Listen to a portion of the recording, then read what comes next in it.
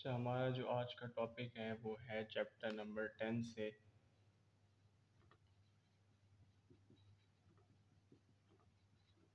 Acid, basis and salts.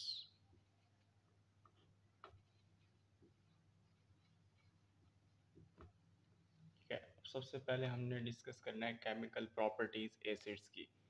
हम पहले discuss करते हैं chemical properties of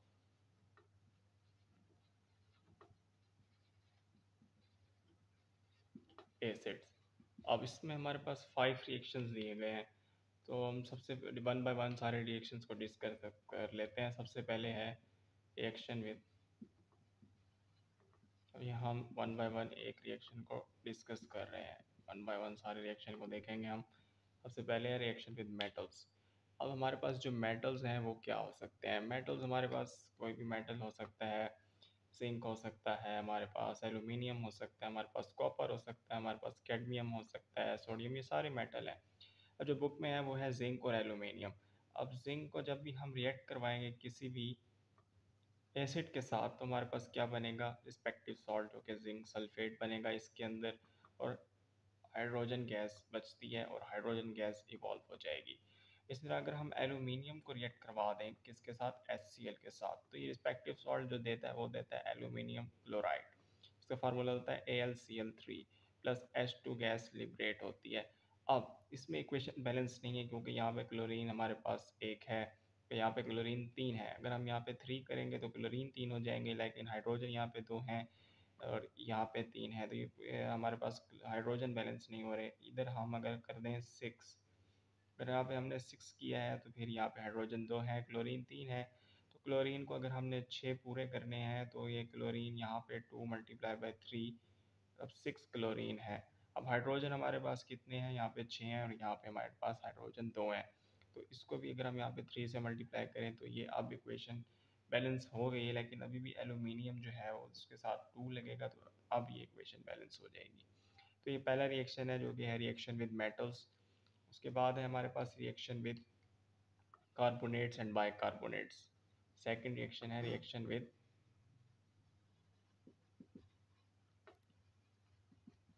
carbonates and bicarbonates. अच्छा, याद रखिएगा कि कार्बोनेट और बाइकार्बोनेट का फार्मूला क्या होता है। सबसे पहले अगर हम देखें तो कार्बोनेट का फार्मूला है CO3 2 नेगेटिव, और बाइकार्बोनेट है HCO3 1 नेगेटिव। अब जब भी हम यहाँ पे रिएक्शन करवाएंगे एसिड का कार्बोनेट या बाइकार्बोनेट के साथ, तो सबसे पहले हम कोई ना कोई मेटल उसके साथ अटैच करवाएंगे, क्योंकि ताकि जब कोई मेटल अटैच करवाएंगे तो ही हमारे पास रिस्पेक्टिव सॉल्ट बनेगा। अब यह हमारे पास कॉपर जो है हमारे पास, सॉरी कॉपर नहीं, अगर हम कैल्शियम ले लेते हैं, कैल्शियम कार्बोनेट को रिएक्ट करवा दें हम किसके साथ? हम करवा देते हैं HCl के साथ, हमारे पास कैल्शियम क्लोराइड बन जाएगा और कार्बन डाइऑक्साइड गैस इवॉल्व हो जाएगी और वाटर प्रोडक्ट बन जाएगा। अच्छा, अब इसमें क्या हुआ? हमारे पास कैल्शियम क्लोराइड है, क्लोरीन हमारे पास 2 है, यहाँ पे क्लोरीन 1 है तो यहाँ 2 लगा दें। अब ये इक्वेशन बैलेंस हो रही है।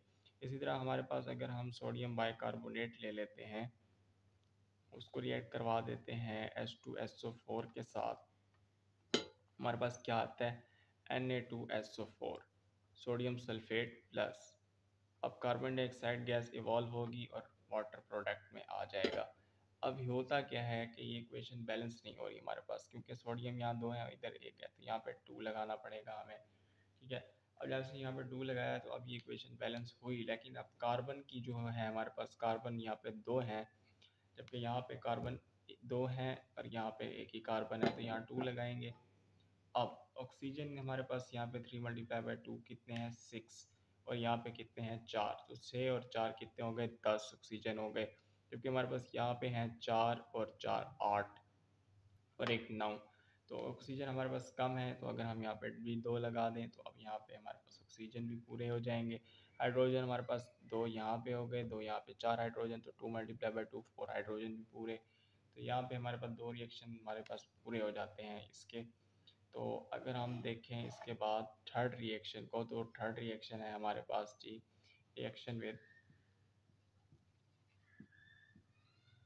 बेसिस के साथ। अच्छा, अब ये इंटरेस्टिंग है, ये सबसे आसान है कि जब भी कोई एसिड बेस के साथ रिएक्ट करता है, कोई भी एसिड है हमारे पास, एसिड अगर किसी बेस के साथ रिएक्ट करेगा तो हमें सॉल्ट दे देगा और वाटर दे देगा। ठीक है, अगर हमारे पास एसिड है और बेस है, कोई भी अगर हम HCl ले लें और बेस ले लें सोडियम हाइड्रोक्साइड, तो हमारे पास सॉल्ट बनेगा NaCl, यानी कि टेबल सॉल्ट सोडियम क्लोराइड, और वाटर हमारे पास प्रोडक्ट में आ जाएगा। ठीक है, ये तो हो गया पहला रिएक्शन। ये बिल्कुल मतलब इक्वेशन बैलेंस है, इसमें कोई इक्वेशन बैलेंस करने की ज़रूरत नहीं है। इसी तरह अगर हमारे पास कोई और है, जैसे कि हमारे पास दिया हुआ है कॉपर ऑक्साइड जो कि बेस है, अगर वो रिएक्ट कर जाए किसके साथ, H2SO4 सल्फ्यूरिक एसिड के साथ, तो हमारे पास क्या आता है, कॉपर सल्फेट आता है, प्लस क्या आएगा, कॉपर सल्फेट प्लस वाटर आ जाएगा। तो हमारे पास ये रिस्पेक्टिव सॉल्ट बन गए और वाटर बन गया। तो ये इसको हम वैसे न्यूट्रलाइजेशन रिएक्शन भी बोलते हैं, जब भी एसिड बेस के साथ रिएक्ट करता है तो उसको न्यूट्रलाइजेशन रिएक्शन भी बोलते हैं। ठीक है, ये न्यूट्रलाइजेशन रिएक्शन भी कहलाता है। तो ये हो गए 3 रिएक्शन, इसमें 5 रिएक्शन हमें दिए हुए हैं, तो बाकी हम 2 और डिस्कस कर लेते हैं। ये बेस वाला मैं मिटा देता हूँ, क्योंकि सल्फेट और बाइसल्फेट का इस कार्बोनेट और बाइकार्बोनेट के साथ ऐसे ज़रा लिंक करता है। ठीक है, ये न्यूट्रलाइजेशन रिएक्शन, उम्मीद है आपको समझ आ गई होगी।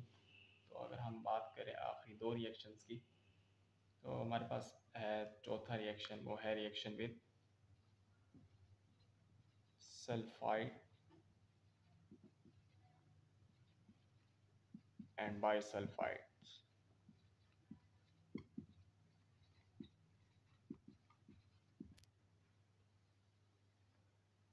ठीक है, अब हमारे पास सल्फाइड का क्या फार्मूला होता है, आप याद रखिएगा, ये सल्फाइड नहीं, सॉरी, ये सल्फाइड्स है, सल्फाइड्स, ये टी है, भाई सल्फाइड है और ये सल्फाइड्स है। ठीक है, अब सल्फाइड क्या होता है हमारे पास, सल्फाइड होता है हमारे पास SO3 2 नेगेटिव, बाइसल्फाइड होता है HSO3 1 नेगेटिव। जिस तरह यहाँ पे हमने लिखा कार्बोनेट के ऊपर 2 नेगेटिव चार्ज था, इस तरह बाइकार्बोनेट के ऊपर 1 नेगेटिव था, बस यहाँ पे S है, यहाँ पे कार्बन था। ठीक है, तो हमारे पास इसमें भी सेम यही इसी तरह रिएक्शन होगा, बस यहाँ पे कार्बन डाइऑक्साइड की जगह सल्फर डाइऑक्साइड गैस इवॉल्व हो जाएगी। अब इसमें होगा क्या, हमारे पास कोई हम रिएक्शन लेते हैं, हम कैल्शियम सल्फाइड को रिएक्ट करवा देते हैं HCl के साथ, हमारे पास कैल्शियम क्लोराइड बन जाएगा, और हमारे पास क्या आएगा, वाटर और सल्फर डाइऑक्साइड। इसी तरह अगर हम NaHSO3 यानी कि सोडियम बाइसल्फाइड को रिएक्ट करवा दें, सोडियम बाइसल्फाइड को जब भी हम रिएक्ट करवाएंगे किसके साथ, HCl के साथ, तो क्या आएगा हमारे पास, table salt plus water plus sulphur dioxide gas evolve हो जाएगी। अच्छा, अब इसके अंदर इक्वेशन बैलेंस है या नहीं है ये देख लेते हैं हम। इधर क्लोरीन हमारे पास कितने हैं, एक है, यहाँ पे क्लोरीन 2 हैं, तो यहाँ अगर हम 2 लगा दें, अब ये क्लोरीन पूरे और हाइड्रोजन भी पूरे, ऑक्सीजन भी 3 पूरे हैं।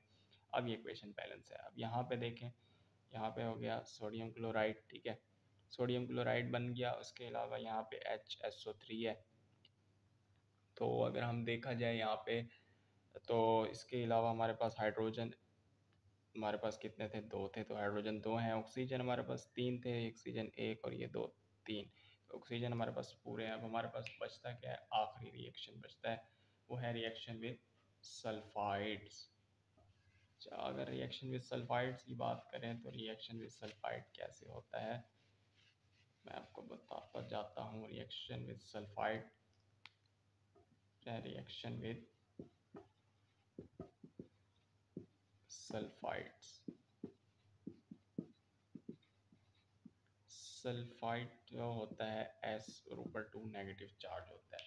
अब जो बुक में दिया हुआ है, कोई ना कोई, जिस तरह हमने यहाँ पे भी मेटल लेते रह गए हैं, जिंक लिया, इधर हमने मेटल लिया कैल्शियम कार्बोनेट, इधर सोडियम बाइकार्बोनेट लिया, इधर अगर हम सल्फाइड है हमारे पास सल्फाइड, अब सल्फाइड ये हो गया, इधर भी हमने आयरन के साथ सल्फाइड को अटैच किया, तो ये बन गया फेरस सल्फाइड कह सकते हैं आप इसको।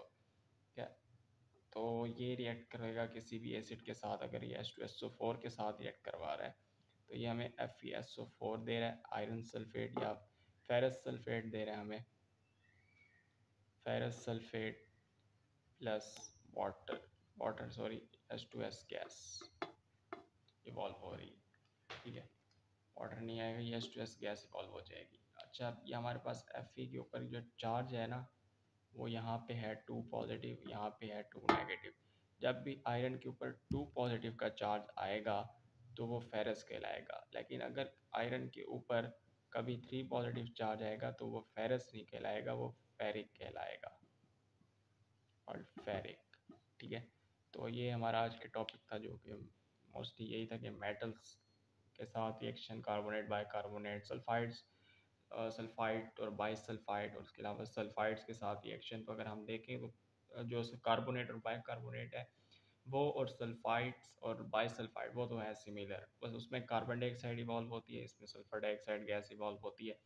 बाकी जो है वो न्यूट्रलाइजेशन रिएक्शन तो सिंपल सा एक रिएक्शन है। बाकी याद करने वाला यही है कि एसिड, कोई मेटल अगर किसके साथ, एसिड के साथ रिएक्ट कर रहा है तो क्या बन रहा है, उसमें हाइड्रोजन गैस इवॉल्व हो रही है, यही याद रखने वाली बात है। और इसमें H2S गैस इवॉल्व हो रही है जब कोई सल्फाइड के साथ हमारे पास रिएक्शन होगा एसिड का।